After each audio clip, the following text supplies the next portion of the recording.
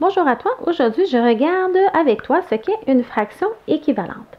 Alors je vais commencer par te montrer une fraction équivalente par dessin, puis ensuite je vais t'expliquer les différentes opérations que tu peux faire sur tes fractions pour pouvoir trouver une fraction équivalente plus grande ou plus petite à celle que tu as. Alors ce qui est important de savoir, c'est qu'une fraction équivalente, c'est qu'elle représente la même valeur par rapport à un tout. Alors un tout, je parle d'un dénominateur.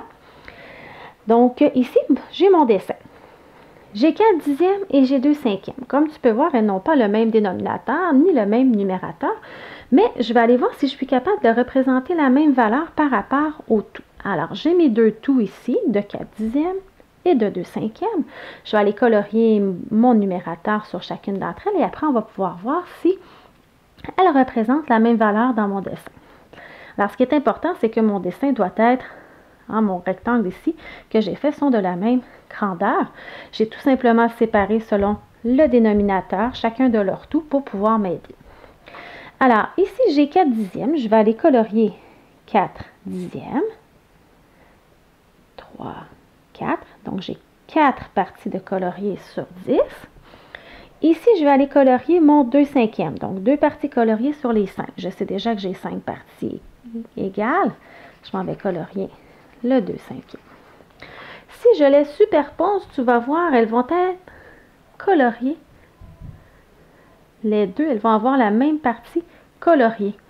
Donc, je suis capable de dire que ce sont des fractions équivalentes. Donc, 2 cinquièmes et 4 dixièmes en représentent la même valeur d'un tout. Alors, c'est comme ça qu'on peut savoir si nous avons une fraction équivalente. Maintenant, je vais y aller avec toi pour regarder les opérations à faire. Alors, pour trouver une fraction équivalente, ce qui est important, c'est qu'on doit multiplier si je veux avoir une fraction équivalente plus grande, ou bien je dois diviser si je veux avoir une fraction équivalente plus petite.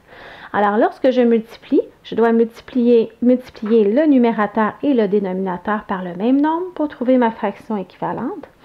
Et lorsque je veux une fraction équivalente plus petite, je dois diviser mon numérateur et mon dénominateur par le même nombre. Alors, je vais faire des exemples avec toi. Ici, j'ai 2 cinquièmes. C'est la même fraction que j'avais dans mon dessin. Je vais lui trouver une fraction équivalente. Moi, tiens, j'ai le goût de choisir une fraction équivalente où je vais multiplier par 4. Alors, je multiplie par 4 mon numérateur. Je multiplie par 4 mon dénominateur. Très important de multiplier le numérateur et le dénominateur avec le même nombre. Sinon, tu ne seras pas capable de trouver une fraction équivalente. Alors, 2 cinquièmes, je vais aller me trouver ma fraction équivalente. Je fais donc mon opération mathématique du numérateur 2 fois 4, ce qui égale 8.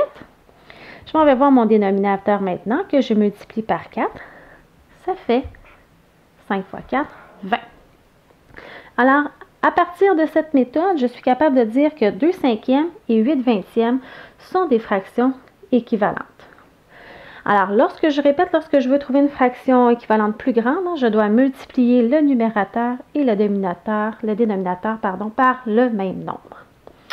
Je fais maintenant 10 25e. Je veux trouver une fraction maintenant équivalente plus petite. Alors, puisque je veux trouver une fraction équivalente plus petite, je vais diviser par un nombre. Attention, mon numérateur et mon dénominateur doivent se diviser par le même nombre. Si mon numérateur se divise par 3 et mon dénominateur ne se divise pas par 3, je ne serai pas capable de trouver une fraction équivalente. Donc, je dois leur trouver un chiffre que je peux diviser. Alors, 10, je peux diviser par 5 et je sais que 25 aussi se divise par 5. Alors, ainsi, je vais être capable de trouver ma fraction équivalente.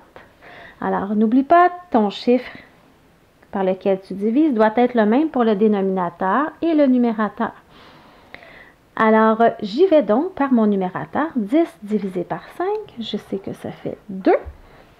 25 divisé par 5 me donne 5. Donc, je suis capable maintenant de trouver 10 25e. Comme fraction équivalente plus petite, 2 cinquièmes.